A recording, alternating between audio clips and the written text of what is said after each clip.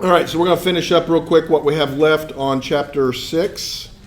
Then we'll get into chapter 7.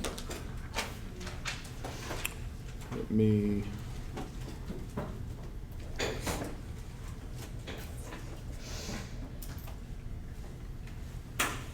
So, one of the things we need to be able to do is to distinguish enantiomers from one another in the laboratory. And it turns out that there are just a couple of things that distinguish enantiomers. So to start with, if you have the R enantiomer of something and the S enantiomer of something, and you go and do tests on them, right? If you take their melting point, if you see what temperature they boil, whatever, you're going to find that they have identical values. So you can't go into the lab and take the R enantiomer of methamphetamine and the S enantiomer of methamphetamine and get a melting point and go, this one is R and this one is S, because they have exactly the same melting point. Okay? However, enantiomers will rotate plane polarized light differently. Okay? So, this is an example of what we're talking about. It's a very simple experiment. You have some kind of light source. It's usually just an incandescent bulb. And ordinary light has planes of light. You know, light is a wave. But you'll have waves that'll move in this plane. You'll have waves that'll move in this plane. And this is what happens when you're on the water in a boat and you see glare off of the water. You're seeing all of the planes. So what do you do to minimize that? You put on a polarizing set of sunglasses, and that cuts down on the glare because it only lets one plane of that light through to your eyes. So it cuts down on the glare. Okay? So what you can do is you can take this light source at a particular wavelength of light, and you can pass it through a polarizer. Okay? And that polarizer will only allow one plane of that light to go through. Okay? Now, as the plane of polarized light passes through a sample, okay, we can use another polarizer on the other end to determine how much that plane of polarization gets moved, okay, or rotates, if you will. Okay? And if you place an achiral molecule in here, achiral molecules do not rotate plane polarized light. Yeah. And so what you would find is that as the plane moves through the sample, it doesn't change its orientation. It doesn't get rotated. Okay? So racemic mixtures do not rotate plane polarized light, nor do achiral compounds. Okay? This is a very simple experiment. I actually built one of these instruments out of an old pizza box and a couple of plane polarizing sunglass pieces. Okay? And it works. It doesn't work very well, but it does work. You can tell how things rotate. And unfortunately, they took the old projector out of here, that, you know, the overhead projector, or I would show you an example with it. But as simple as that piece of equipment is to make like that, to buy one that's research grade cost me about $30,000. So I've got a $30,000 polarimeter up in the laboratory that we use to actually measure how chiral molecules rotate plane polarized light. So I've got to be able to determine whether or not a molecule is chiral or not, right? Or at least whether or not it's what we call optically active. So if a sample of light, or if the plane of polarized light goes through and it doesn't rotate, we say that that molecule or that solution, whatever the case may be, is optically inactive. Now, if we put a chiral molecule in the sample holder, what we find is that as the plane of polarization goes through the sample, it starts to rotate that light. Okay, and we can actually measure that using another analyzer on the other side. So if you've ever taken if you have two at home or something, get a couple of pairs of polarizing sunglasses, and if you hold them up to one another and you rotate them, there will be a point at which they go completely dark. Yeah. And if you rotate it, then you'll be able to see through it. That's what we're doing here. It's a very simple experiment. You just let the light come through and then you rotate this analyzer until you see the light again. And it's the difference between this. This is the angle that we call alpha, okay? And it's called the observed rotation. So plane polarized light gets rotated in a sample that is chiral. All right, so if you took, any chiral molecule, so you can take table sugar. Table sugar is chiral, and it will rotate plane polarized light in one direction. Okay. Now, you have to be able to define the specific rotation. This is about as complicated of math that there is in organic chemistry, but you're going to have to be able to do it, okay? So this will be on the exam, I can guarantee you that. So make a note of that. At some point you will have to manipulate this equation. So alpha in bracket is called specific rotation. And it is equal to the alpha that you observe divided by the path length, L, times the concentration of the sample. This was developed 200 years ago, okay? Fisher did this. What you should notice is that C is not a real concentration. Why is that? C, it says concentration, but it is not a real concentration. Why is that? Think back to Gen Chem. What's concentration? Moles per liter. Moles per liter, right? That is concentration. What is that concentration in? Grams per milliliter. Grams per milliliter. Yeah. So it is not a true concentration as you learned in general chemistry. Now the nice thing is that the path length is in decimeters. Okay? And usually, because organic chemists don't like to deal with numbers too well, we always use a 1 decimeter cell when we're doing these experiments. So if you come up to my lab and see the instrument, you will see that the sample cell is 1 decimeter in length. So that makes it easy to divide by, right? Because it's just 1, right? And so you just got to determine the concentration. So what would be fair game on this kind of thing? I could give you the concentration, the path length, and alpha observed and ask you to calculate the specific rotation. Or I can give you anything else and ask you to find the unknown, right? This is used an awful lot in the sugar industry. Okay, so they get a shipment load of syrup. They will take that syrup and they will put it in a polarimeter and they will measure its optical activity to determine the concentration of syrup in that tank car. Okay? So this does have use other than just to make students taking organic chemistry go crazy. Okay? You can determine the concentration if you know the others. You can determine a path length if you know the others, right? So you can determine a lot of stuff from this simple equation. So you'll need to brush up a little bit on your basic algebra principles. Right? But you can manipulate that equation to get whatever you want. So how, if I asked you to find concentration of something, how would you rearrange that equation? Specific rotation. How would you rearrange that to where C is equal to what? Specific rotation moves down and just swaps places with the concentration. Okay.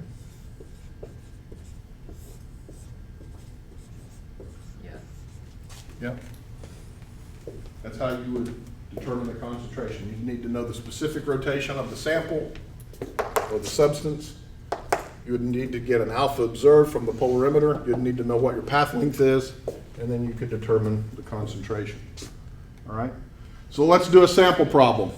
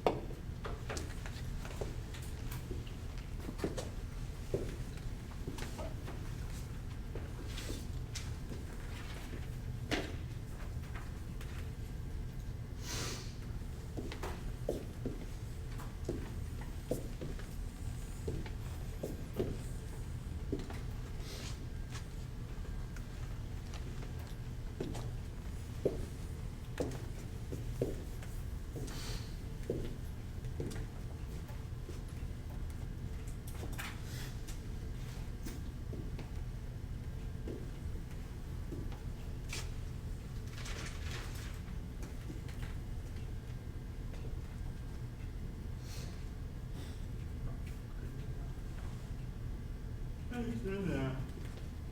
Hmm? In, In what? let's go that in, to DM. DM is decimeter. Yeah, that's a mean. That's a what? Do I have to give that decimal? No, it's one decimeter is 1 decimeter. It's just one. Okay.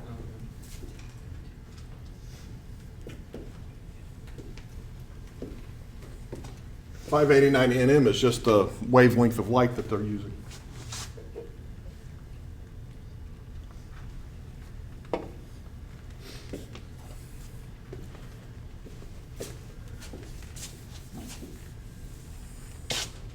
Oh, All right, so help me through it. What do I got to do? find The the, concentration first. Well, let's start with what we know. What do we know for sure? Oh, like, and I know alpha observed, right? yeah, What is that? negative 13.62. Okay, I know that. What else do I know? Like, I know the length, which is just 1. Now I've got to have the concentration, which is, it got to be in grams per milliliter, right? So we took 10.2 grams and dissolved that to make 1,000 milliliters of solution, right? So that's my C. And so the easiest way to do that, I mean, you could just, on your calculator, just move the decimal point over a few times, right? yeah. That's all you would need to do. And you would get that. Or you could simply take 10.2 and put 1,000 up here, right? So if you divide by a fraction, remember you invert. It's the same thing. And so what do we get? It's a big number. Right, I don't have a calculator right off the top of my head. You have a calculator, Jason? Yeah. I don't think I have it up here. No, It's I gonna don't. be 1,000. How many sig figs do you want? Just give me one. 1,335. 1,335. Yeah, that's the specific rotation. That is a substance that rotates plane polarized light a lot. Most don't rotate that much. It's just how the math worked out here. Okay? So alpha observed is to the degree of the unit? Alpha observed is the degrees of observed rotation, right?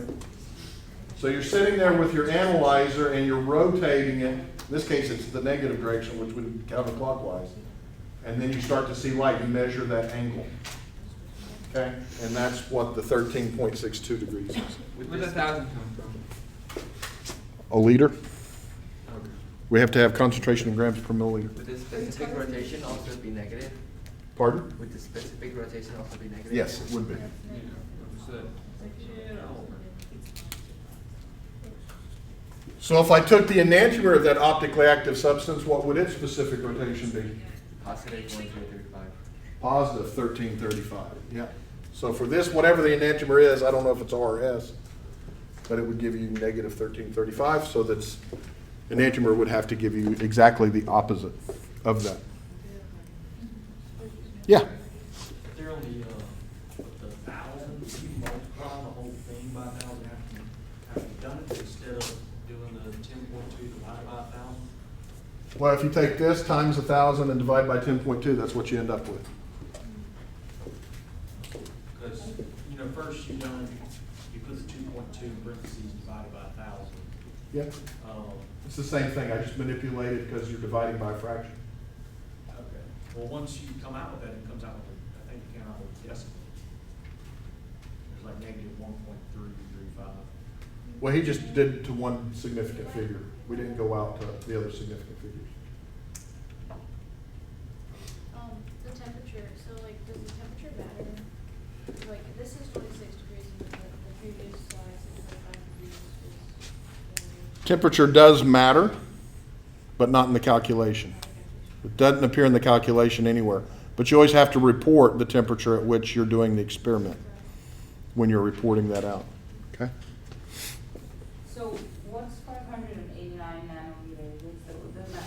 That's the wavelength of light that is being used. So you never use pure white light. You always have a filter in there that only gives you one wavelength that you're looking at. And molecules will rotate different wavelengths, different amounts, because of how they interact with the light. But so you always have to give that as well when you're doing an experiment. But it doesn't appear in the calculation. Yeah. All right. We're not going to talk about percent EE, so we'll skip that. We'll skip that. Huh? Percent EE. Percent E, is that, should we cover that? I'm not going to cover it. It's an antimeric excess, but it was in the old slides that I had. And it's how you determine optical purity of a molecule. Is it in our book? I don't know I don't remember if it's in the book or not. So if it is, it's not gonna be up on the test or anything, right? I'm not gonna talk about it. Yeah.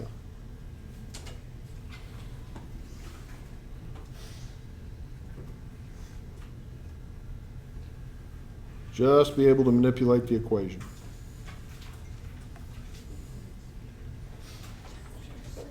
All right.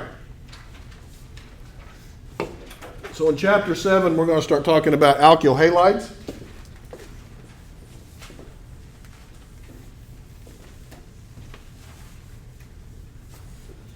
Talk a little bit about nomenclature, talk about some reactions.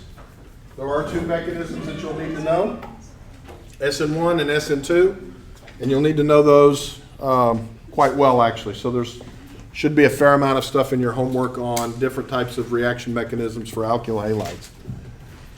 Okay, so as you all know, we've already talked a little bit about alkyl halides. In fact, we've already talked a little bit about how to make alkyl halides.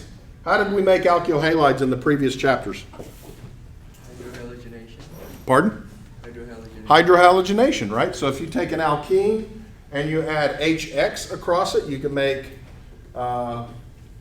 iodides, bromides, chlorides, right? You can make those types of alkyl halides quite easily.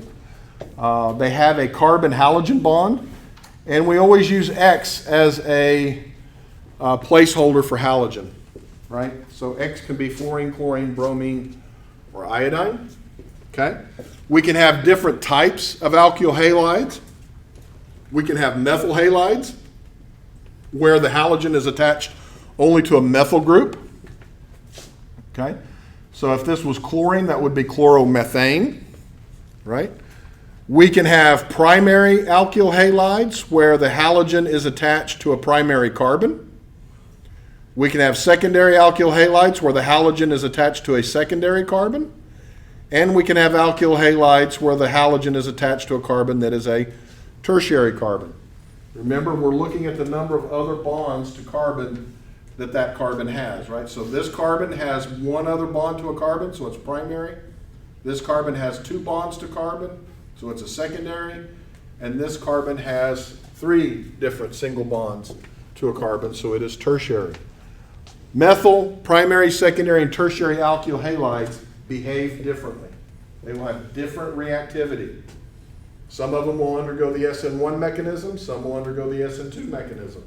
So that's why it's important to be able to identify methyl, primary, secondary, and tertiary alkyl halides. Right now we don't care what the halogen is. It can be fluorine, chlorine, bromine, or iodine. Okay? There are some common alkyl halides that you all are familiar with, whether you know it or not. This is polyvinyl chloride. So it's a polymer. This is just showing a piece of it. But what you see are chlorines attached to those carbons. Okay?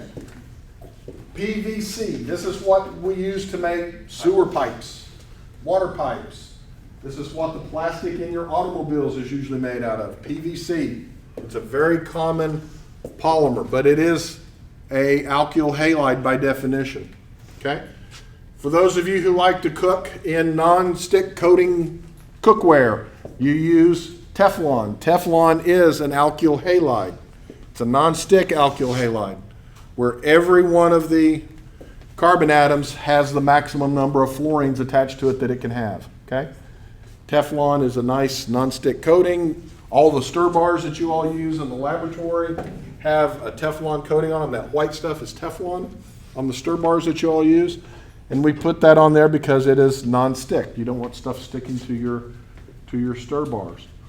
This molecule right here, CFC11, or also known as Freon 11. AC, Huh? refrigerator. It's a refrigerant, yeah. There's a whole series of refrigerants. This is just one example, okay? How would you name that?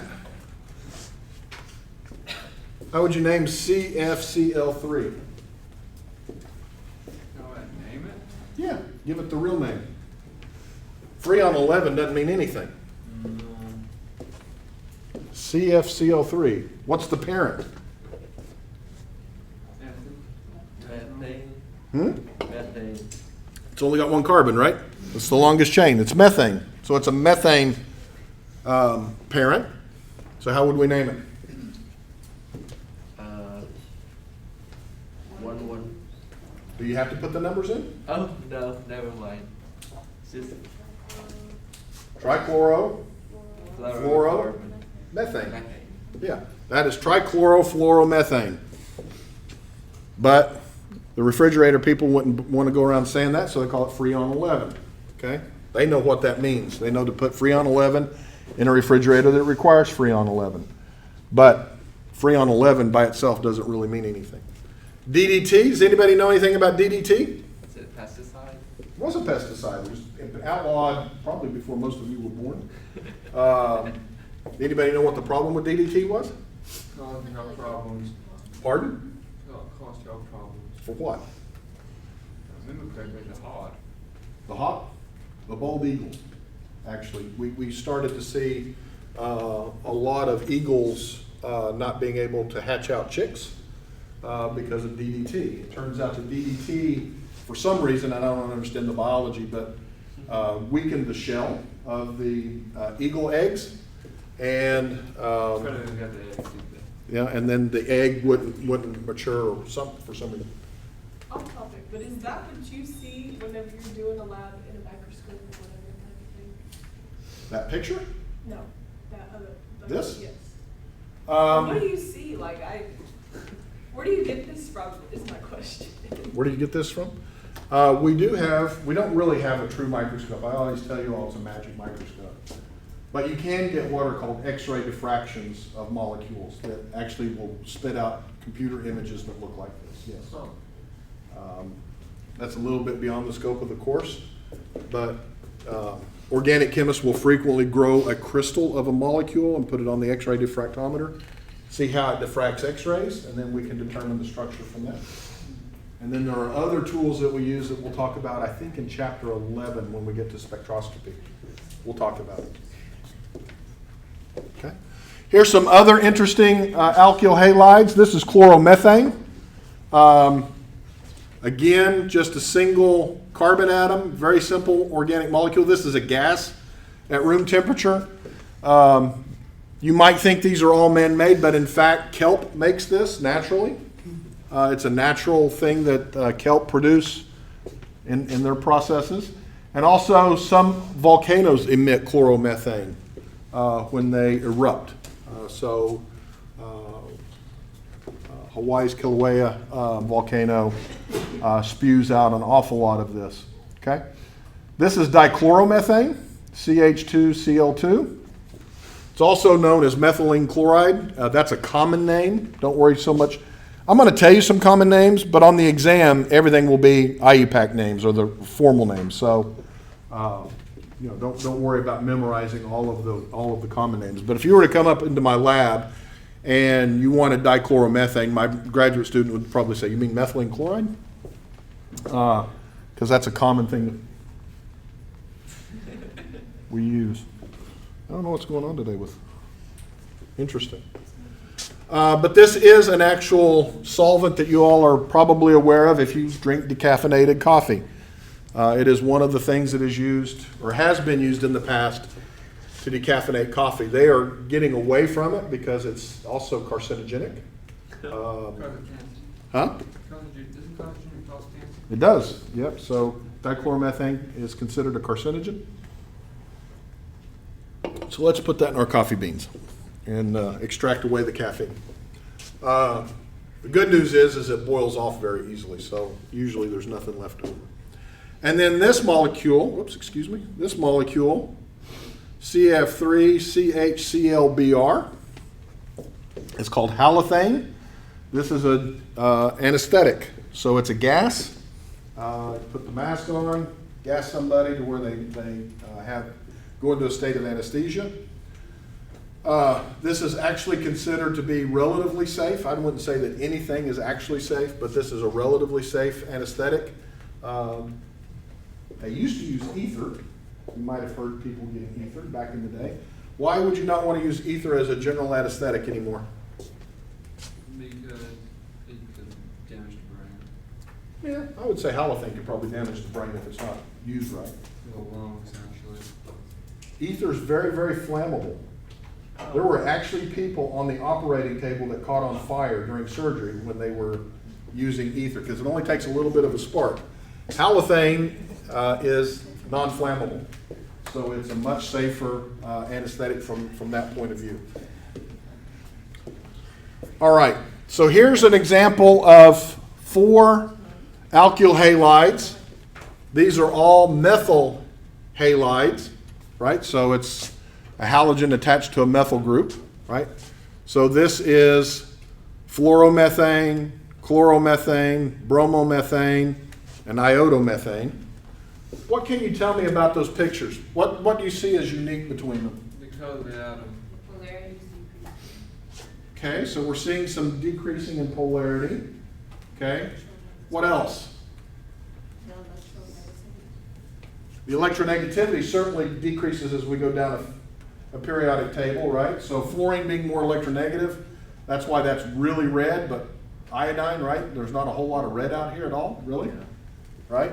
The molecule is also getting bigger in size, so going down the periodic table. Okay, so the molecule, it's at least on the halogen side, gets bigger as we go down.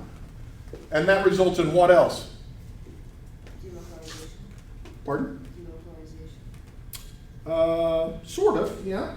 In terms of the negative charge, if you will, around with the electrons, certainly. What do you notice here versus here? The bonds are longer. The sticks are bigger, aren't they? So that means the bonds are longer, right? So the carbon-fluorine bond is actually pretty short, whereas the carbon-iodine bond is actually fairly long. So which one of those do you think would be more reactive, the carbon-fluorine bond or the carbon-iodine bond? Fluorine. Why? Why'd you pick fluorine? It takes a short time to react. But you don't know that. I don't know, I feel like the molecules being close together would just make it more reactive. I don't know why. Okay. Well, it turns out that short bonds are strong. Long bonds are weak. Think about it like stretching a rubber band. The more you stretch it, eventually it breaks, right? So actually the carbon-fluorine bond is pretty strong. The halogenated alkanes that contain fluorine are actually fairly non-reactive. Think back to Teflon. It's a non-stick coating. You don't really worry about putting your steak or whatever you're cooking in the pan and worrying about it reacting with the non-stick coating, right? Because these carbon-fluorine bonds are short and they're not very reactive. You wouldn't do the same thing with chlorine or bromine or iodine. You would end up doing reactions with your food that you don't want. Okay? So what I want you to take home from this slide is that as you go down the periodic table, the atom gets bigger, we know that, but the bond also gets longer. And so as the bond gets longer, the reactivity actually increases. Okay? So alkyl iodides are more reactive than alkyl bromides, or more reactive than alkyl chlorides. And alkyl fluorides actually turn out not to be very reactive at all. Okay? So usually when we're talking about chemistry of the alkyl halides, we're talking about chlorides, bromides, or iodides. Okay? And as we go down the periodic table, the reactivity increases. So let's talk a little bit about that reactivity. There are two main types of reactions that alkyl halides will undergo. One of them is called nucleophilic substitution, and the other is called elimination. Okay? So if I have some alkyl halide, and let's just pick on iodomethane. It's my favorite of the alkyl halides. And I react that with some kind of nucleophile. Okay? What is a nucleophile? Has electrons. It does have electron pairs. What else? We can make, we can donate. It can donate. Very good. So it can donate electrons. But notice the name, nucleo. What does that sound like? Nucleus. So it's seeking a nucleus, right? It's a nucleophile. It's something that is seeking a nucleus. Okay? And what happens here is the nucleophile will react to make a new nucleophile carbon bond, and X leaves. We are substituting the nucleophile for the halogen. Let me rephrase. We're substituting the halogen for the nucleophile. Okay? We're kind of doing a swap here. All right? So the nucleophile has attached to the carbon. It's a great way to make bonds to carbon, is this nucleophilic substitution reaction. Okay? Can you tell us what the nucleophiles can be? Yeah, we will get to that. We'll get to that. Let's just start with the basics first. Okay? If you were going to draw that mechanism right now with what you know, how would you draw it? An arrow from the bond to the eye to break that bond, and then, So you're talking about from here yeah, to here? yeah. Okay, and then what? And then from the pair of electrons from the MU to the CH. Okay. That might be right. I don't know. No, it's not bad. And it might be right. We're going to learn about the different mechanisms here in a while. Okay? But there is a mechanism that's very similar to what you just described. Right? We know that this bond has to go away. And obviously those electrons are going here because now the iodine has the negative charge. And we have to form a bond between the nucleophile and the carbon. And we've lost the negative charge there in doing that, right? So if we circle and do all the formal charging stuff, we'd figure out why that is. The other reaction is elimination. What's interesting about this reaction? This gets rid of like two things, What two things are we getting rid of? H and X. HX. And what's our product? Alkaline plus An alkyne? Alkene. Alkene, yeah. Alkene, we're getting a carbon-carbon double bond, right? You already know this reaction, But the other way around. but the other way around, right? You already learned that you can take an alkene and HX and make an alkyl halide. This is just the reverse of that reaction, okay? Notice you have to have a base present for this to happen. Alkyl halides just sitting around by themselves don't spontaneously, or usually don't spontaneously, eliminate HX to give an alkene, okay? Could I come up with some examples that do that? Probably, okay? But you have to have a base. This is called an elimination. We are eliminating the atoms of hydrogen and halogen to form a new pi bond to give us an alkene, okay? So, which carbon atom or carbon atoms are involved in this? You have to find the alkyl halide, and then it's the carbon that's attached to that. If it has a hydrogen, it can eliminate, right? You can't eliminate a hydrogen from 3 carbons down and the alkyl halide piece, right? These things have to be right next to one another. The X and the hydrogen have to be on adjacent atoms, okay? This is called an elimination reaction. This is how we make this is one way in which we make alkenes in the laboratory, okay? So let's dive in a little bit more. So we know what the general substitution reaction is. We're going to take an alkyl halide. We're going to react it with a nucleophile, and we're going to replace the X with the nucleophile. We're going to make a new carbon nucleophile bond. Nucleophiles can be a lot of things. Okay? You will not going to learn most nucleophiles in this class. The list is almost countless. Okay? But here's a few examples. Hydroxide can be a nucleophile. Thiolate, SH minus, can be a nucleophile.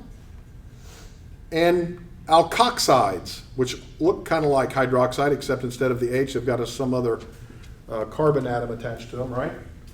All of these things can be nucleophiles. What can you tell me about all of those nucleophiles? What is similar about them all? Okay, there's hydrogen in all of them, but what else? So base reacting with halogen. Okay, you think of hydroxide as a base, don't you? Huh? You think of hydroxide as a base for sure, yeah. You can think of these as bases. O and S is in the same family. They're in the same family, yeah, okay.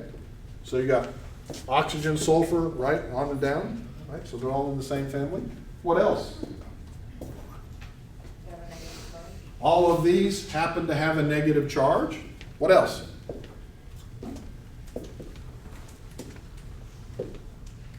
All pairs. They've all got lone pairs. That's right.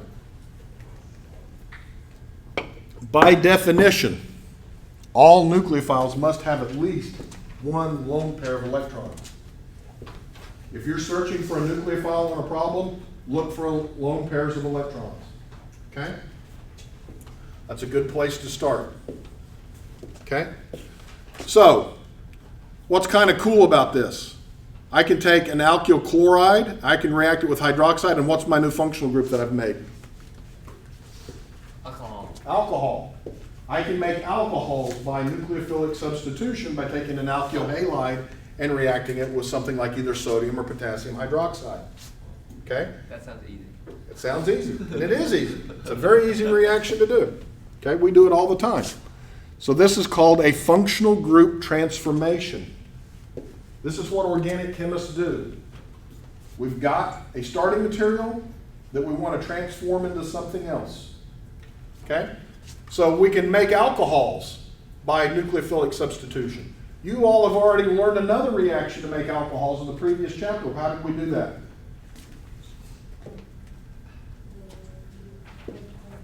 Hydration of what? No, not a halogen. We took an alkene, reacted it with water in the presence of what? Strong acid. Strong acid. Yeah. So remember, if you take an acid, an alkene, and water, you can hydrate that alkene to make an alcohol. Now you have another way to make an alcohol. You can make it through nucleophilic substitution. We have two ways to make alcohol. One with the DR. Hydroboration. Oxidation. We did learn about that second one. Yes, so now you got three ways. That's right. So you can. But the previous two, both cases were hydration, really, overall, right? Sorry, Dr. Messerson, what do you call the change of functional group again? Functional group transformation. Okay. Yep. Converting one functional group into another. Okay? Here we're taking an alkyl iodide, we're reacting it with SH minus, and we're making a thiol. A sulfur containing functional group of that's very similar to an alcohol. Has anybody ever smelled any thiols that you know of? They stink. Okay? These things smell really bad. So the smell that you all have from natural gas actually has no odor. They add the odor to it. Yeah. They add a thiol to it so that it stinks, so that you know if you've got a gas leak. Okay? You wouldn't use an alcohol because they don't smell. Right? Ethanol doesn't really smell. Methanol doesn't really smell. Yeah. Thiols badly smell. If alcohols don't smell, then why does alcohol smell? Like the alcohol we drink. The alcohol that you drink smells because of the other stuff that's added to it. So like in beer, right, you've got hops and you've got other things. You've got aromatics that are added. Yeah. But pure ethanol has very little odor to it. I mean, yeah, your nose will, Sensation. you'll have a sensation of it, but it Yeah. doesn't really have an odor that you can describe, right? But beer and some mixed, it's the stuff that they add to it that gives you the aroma that you can identify. Here's an example where we're taking the so-called alkoxide and reacting with an alkyl halide, and we're getting a new functional group as well. Carbon, oxygen, carbon. This is the ether functional group. And we've got a whole chapter on alcohols and ethers. We'll learn about those more in that chapter. But notice in all cases, we are replacing the halogen with some heteroatom, as we call them. Some atom that is other than carbon or hydrogen, right? So all of these are in the same family as Jason mentioned. These are all in the oxygen family, okay? So if you think about the reaction of making an alcohol, everything ends up being balanced. Sodium hydroxide reacts with this alkyl bromide. You end up with this alcohol and sodium bromide as a salt. Everything is balanced. Everything on the left is neutral. When you add it all up, everything on the right is neutral. Everything gets balanced out. So for every leaving group that leaves as bromide, you've got to have one sodium to counteract that. So that's the stoichiometry. It's a one-to-one relationship. You need 1 mole of alkyl halide to 1 mole of nucleophile to get your product, okay? Here we are starting, of course, with charged nucleophiles, but not all nucleophiles have to have a charge. Here's an example where we're taking the so-called trimethylamine. Notice that the nitrogen has a lone pair of electrons, but it's neutral, right? It's neutral. So if we draw out trimethylamine, how many valence electrons does nitrogen come in with from the periodic table? 5, right? How many does it have when I circle it? 5. So it has a formal charge of 0. But it's still going to function as a nucleophile because it has a lone pair of electrons. And so this reaction can occur where the nucleophile attacks this carbon, the halogen leaves, and you end up with a salt. Okay, the nitrogen now has a positive charge and the bromine has a negative charge. That's a salt, right? It's just an organic salt. Okay? So when you start off with everything being neutral on this side, you're going to have a charged species on the right. How's that second reaction still favorable to the right? Although it's like both have charges, whereas the left one doesn't have any charge. That's true. So there are a couple of things that can favor an equilibrium, right? And it turns out that are salts typically soluble in organic molecules? If you were running this reaction in some organic solvent, would you expect salts to be soluble very well? Yeah. No, okay. Not terribly soluble, so they fall out of solution, and that drives the reaction. We'll talk more about that later. Okay. But you end up with this species, okay? So the leaving group in the nucleophilic substitution reaction, for our purposes, we're talking about the halogens, right? And it turns out that not all halogens are equal at leaving, okay? Some react slowly, some react fast. And as I told you on the periodic table, as we go down the family of the halogens, we expect the reactivity to increase as we go down, right? Everybody agrees with that? All right. So that must mean that if I take an alkyl iodide and I react it with a nucleophile, that reaction must be quicker than if I take an alkyl bromide and react it with the same nucleophile. I can measure the rate at which those reactions occur. So what is it about chlorine versus bromine versus iodine that makes the reaction speed up as I go down? Is it the bond? The bond length, bond strength, yeah, that's part of it. That's definitely the reason. What do we know about the acidity as we go down a family? It increases, which must mean if the acidity increases, that must mean that the basicity of the counterion must decrease. That's right. So it turns out that strong bases are not good leaving groups. Okay? So for example, that's why OH minus on an alcohol doesn't leave. OH minus is a strong base. It's not a very good leaving group.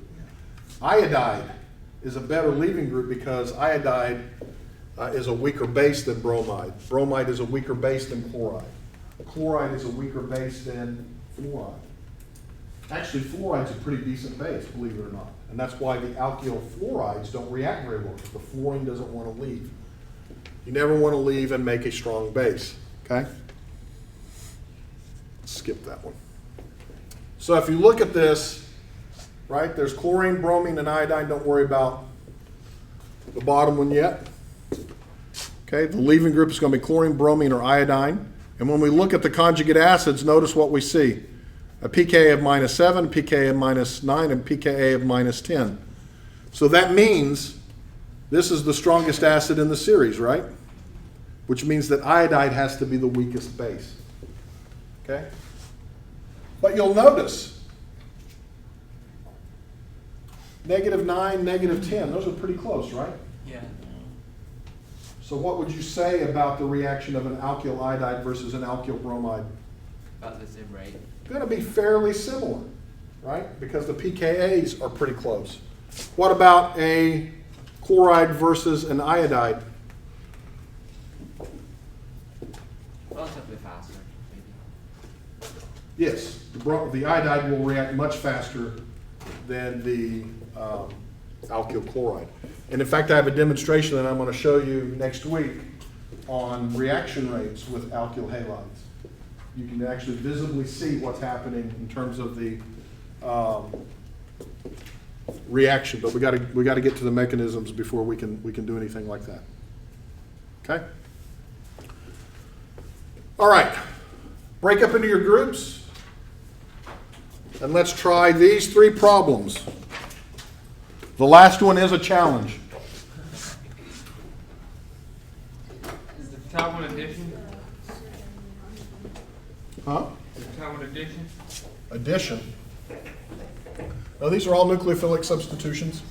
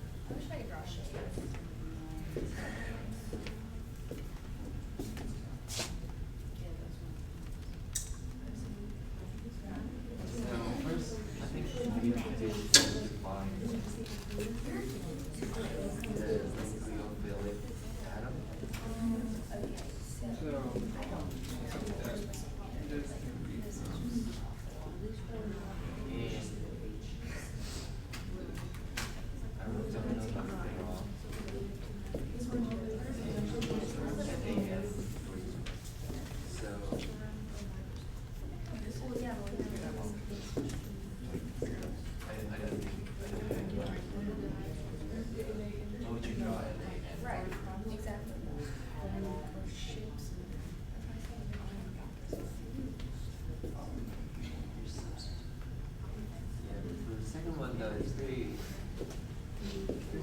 There's time of loss here.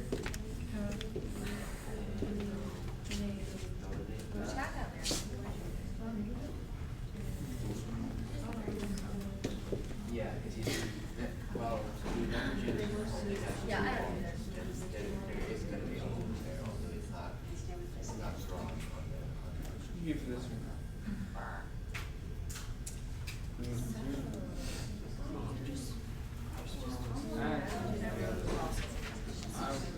That.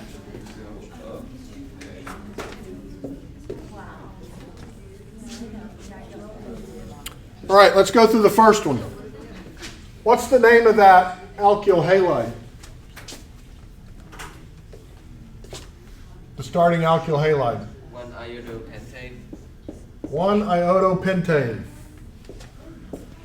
And we are going to react that with this molecule, Na plus N3 minus. How did I know that? If you think back to Gen Chem, all sodium salts, the sodium is always +1. Oh, okay. Right? Yeah, that makes sense. Always +1. So what's the nucleophile? The M3 negative. The N3 negative, right? So what's my product going to be?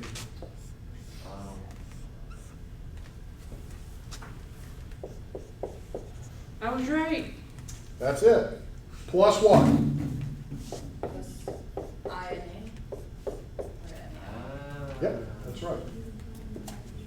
Alright, So- that's half right. So is it sodium that's always positive, or is it salts that are always positive? Sodium salts, so sodium is always positive, yes. Yeah. Anytime you see sodium associated with something like that, you're going to see it, where you can separate that out into the sodium and whatever else.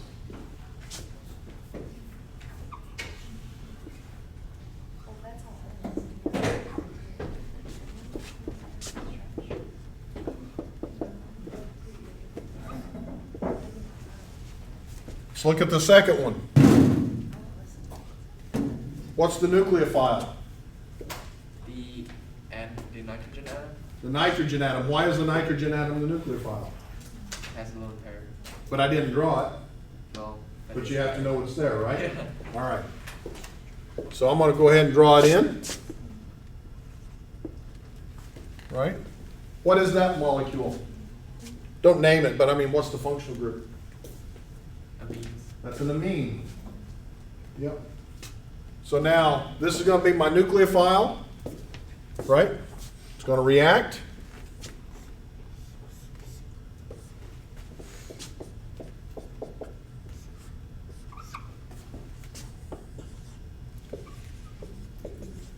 My nucleophile is neutral, so it's going to have to become positively charged on the other side.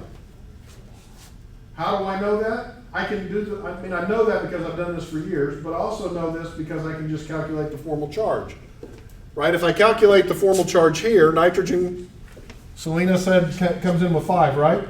It now has 5, so it's 0, right? But if I do the same thing here, it comes in with 5. How many does it have now? 4. So I know it has to be +1. Right? So that's how we end up with those charged species. Okay? Now, the last one, you should have been able to at least get the first part. Yeah. That wasn't the challenge, right? So if I start off with this molecule, how would you name that?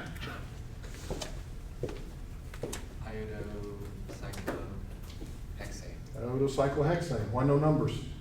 Because it's It's just one substituent. Just one constituent on us. It doesn't matter. Anywhere I put it, it's going to be 1-iodocyclohexane. There's no point calling it 1-iodocyclohexane, right? So the first step is to react this. Now, how am I going to break that up? What does NaSH look like? Na plus NH is And it's the sulfur that has the negative charge. The sulfur has the lone pairs, right? So what's going to happen there? What's going to be the product?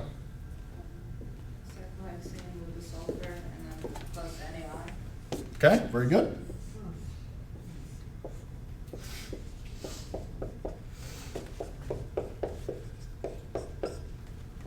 All right. So I just converted an alkyl halide into a thiol. Doesn't stink, smells terrible. And I mean terrible. These things are horrible. Okay? That's what you should have gotten at the first question mark. Okay?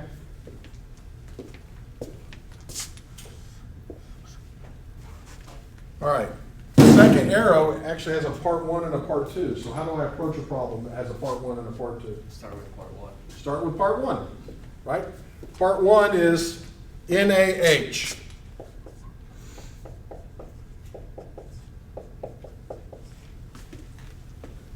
What do you think?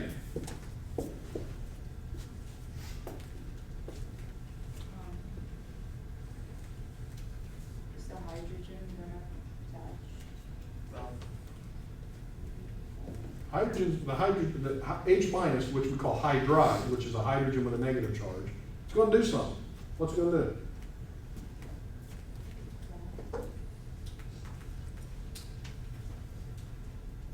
Oh, maybe make hydrogen iodide? No? No. Iodide is negatively charged, right? Oh, yeah. Getting two negatively Oh, yeah. charged things together is going to be hard to do, right?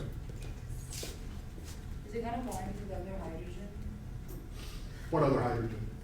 The SH The hydrogen? SH. Ah, Is it okay. like Markovnikov's rule? No, this has nothing to do with Markovnikov's rule, but you're on the right track. It turns out that this is a very strong base. Bases like to react with what? Acid? Acids. Do I have any acids up here? The H? Yeah, that H is actually acidic. Oh. Okay. And it turns out that you end up making hydrogen gas, so the two H's come together like you were suggesting.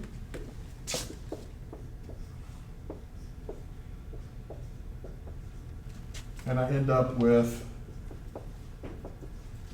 what we call the thiolate.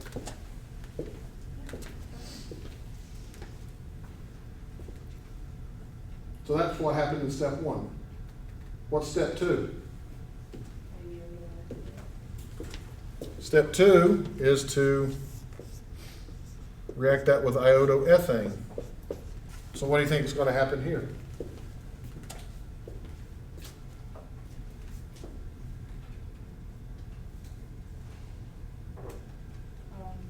The iodine's gonna add to the, I don't know. Pardon? I don't know, is the iodine gonna attach to like the salt? What does that look like? This is an alkyl halide, right? Alkyl halides like to react with what? Well, we call them nucleophiles, right?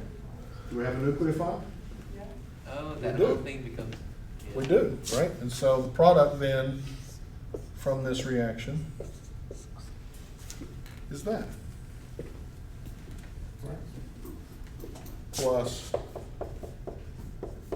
sodium iodide. The point of this last question is to show you that a simple thing is just having a nucleophile react with an electrophile. You can build on these things and actually do a very complicated set of reactions. So ultimately, I could take something that looks like this and make it into something that looks like that by doing multiple reactions. Okay? And it's this ability to do these multi-step syntheses that allow us to make complex molecules that we all take advantage of. Okay? So here are some common nucleophiles in organic chemistry. You need to have these memorized. Each and every one of these nucleophiles is fair game on any exam that I give you. Okay? Hydroxide will function as a nucleophile. Azide, which we just, well, I erased it, but we did that. Cyanide is a good nucleophile. Alkynes that have a negative charge, right? We've removed one of the hydrogens. We talked about this. We talked about the ability for terminal alkynes to lose a hydrogen when reacted with base because they're acidic, right? These are good nucleophiles. Chloride's okay. Bromide's a pretty good nucleophile. Iodide's a good nucleophile. They're also good leaving groups. Okay? SH minus, RS minus, which is what we've got here. These are all good nucleophiles. You need to have these in your quiver, so to speak. You need to be able to roll these off. These are good things to put on flashcards. Negatively charged nucleophiles are the best because they have a negative charge. But there are also neutral nucleophiles, right? Water, under certain conditions, can behave as a nucleophile. We'll learn about that in some chapters down the road. Alcohols can actually function as nucleophiles in some cases. Ammonia, NH3, or amines. We saw an example of that as well. Those can all function as nucleophiles.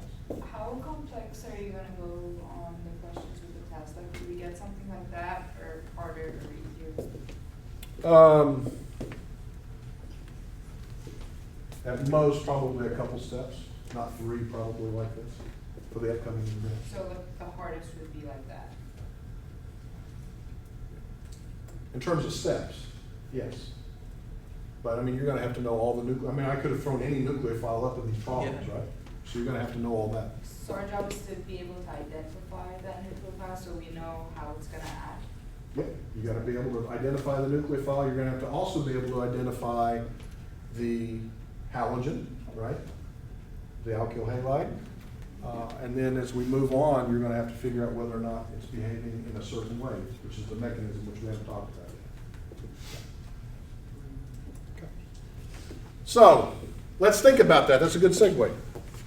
Good job, Selena. Great segue into this. Let's think about how many ways we can come up with for this to occur, just off of our head. Okay? We know that atoms like to have, in the second period, like to have octets, right? We know a variety of things, but the general reaction of Rx reacting with a nucleophile to give, okay? And there are really kind of 3 ways that you can think of this happening. Okay? This first step is exactly what you described, Selena, early on. Right? That's number 1. We can imagine making a bond to the nucleophile and the leaving group leaving, kind of at the same time. That we would draw the arrows that you see here, right? So you've got Rx and the nucleophile. So as the nucleophile makes the bond with carbon, the carbon-halogen bond leaves. It all happens at the same time. And we get to our product. Okay? And it turns out that the rate of that reaction, if we were to measure the rate of that reaction, we would say it's a second-order rate equation, meaning that the rate of that reaction is equal to both the concentration of the alkyl halide and the nucleophile. Yeah. So what's the difference between that right there where we add the NU to the R group and the one we had before when we were doing that big one, and then we split them? Like we added kind of just the U and then added that X, or well not the X, the, you know what I mean? Mm-hmm. Like in the other one, we had, You talking about where we did the sodium hydride first? yeah, like we had Na and then N3, and then when we added it, we added just N3 and not Na. Mm-hmm. Well, I'm not showing any counter ion here, right? This is just abbreviated. So this is like one thing and that was like 2 things? Yeah, I mean, I could do that if that helps you. I mean, you could put the counter ion there, but it's just the net ionic equation is the same either way you look at it. I'm just trying to emphasize the nucleophile here, okay? But the rate of that reaction is going to be dependent on both of these things. So if you look at that, the rate of the reaction is equal to Rx times nucleophile. So if I double both of these, what would happen to the rate? Double. Quadruple. If I double this one and double that one, then multiply it together, 2 times 2 is 4. That's right. So this can go up really quick. It depends on both species, okay? They both have to be there. And that makes sense because the reaction occurs where both pieces are coming together at the same time, right? So that makes some sense. So that's one possibility. The other possibility, though, is maybe the leaving group leaves first and I get a carbocation, right? And then once the carbocation is formed, the nucleophile will attack the carbocation. So it's like the same but broken into 2 steps like we had with that other one? It is broken into 2 steps, right? So this would be leaving to give me an intermediate, and then that intermediate reacts to give me, and this is very similar to what you saw when we were doing the hydration of an alkene, right? We got a carbocation, that was an intermediate that reacted with water, and we got the product, the alcohol product, right? The rate of this reaction, however, is only dependent on the concentration of alkyl halide. The nucleophile doesn't come into play at all, okay? Because this step is the slowest step.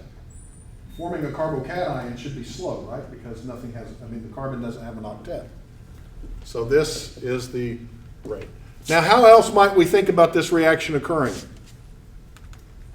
There's a third way that we can think about The it. nucleophile attaching first and then the, no.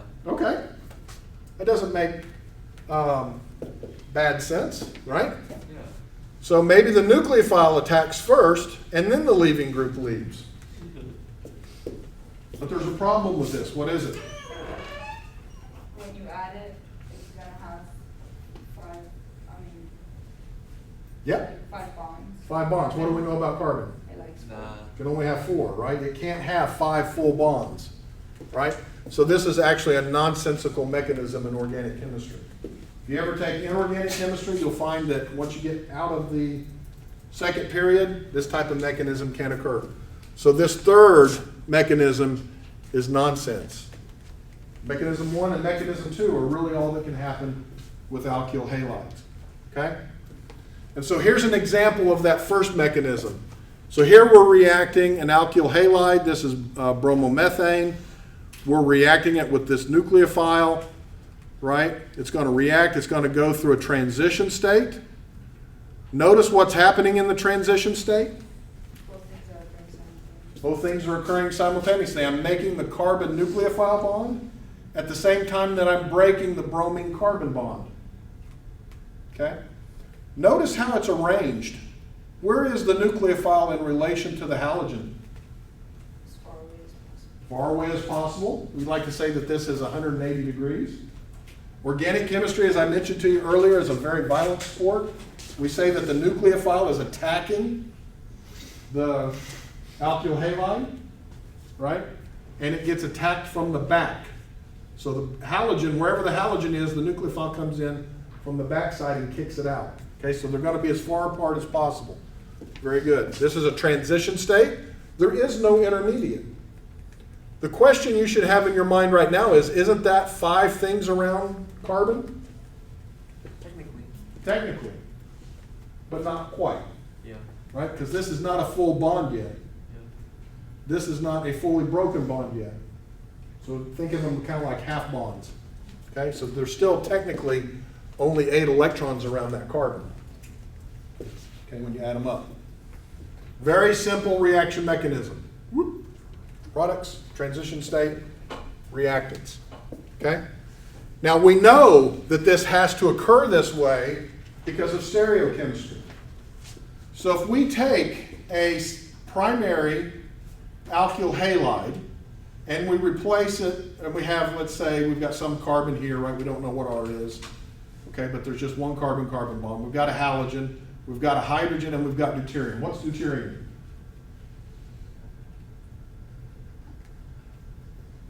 Should have learned this in 106. What's deuterium? Deuterium is known as decay. Neutron? No. Well, it has an extra neutron.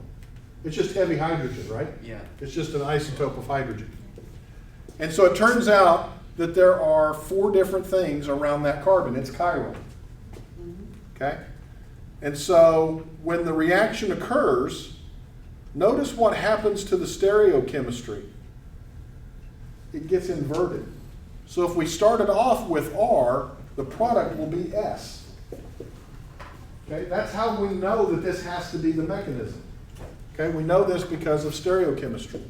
So the nucleophile comes in from the back, breaks that weak carbon-bromine bond, and gives you the opposite stereochemistry. We call this umbrella inversion. Think about it as, you know, you're out in the storm with your umbrella and it inverts. Okay? It goes from keeping water away from you to holding water, right? Same kind of thing is happening here. It's this umbrella inversion. Okay? So, this SN2 mechanism, as we call it, is very, very important. This is the SN2 reaction mechanism, where the nucleophile and the leaving group are all reacting at the same time. It's called SN2. It stands for substitution, nucleophilic. The 2 stands for bimolecular, meaning that the nucleophile and the alkyl halide are involved at the same time. Bimolecular, 2 things. Okay? This type of simple reaction is actually used to make a lot of things that we take for granted. So, if you happen to know somebody who uses ethambutol, which is an inhaler, okay, it's a very simple molecule, but it's made by reacting these nucleophiles, with this alkyl halide. It just so happens that this molecule has 2 alkyl halides connected together, right? And so you make a bond here, and you end up making a bond there, okay? Ultimately at the end, okay? So these are the nucleophiles. We can also make Prozac by using nucleophilic chemistry. Methylamine is a good nucleophile, starting off with an alkyl halide and forming a new bond. Now there's several steps from here to ultimately get to Prozac, but nonetheless, that's how it's made. All right, that's going to finish it up for today. I will see you all on Wednesday. Have a good one.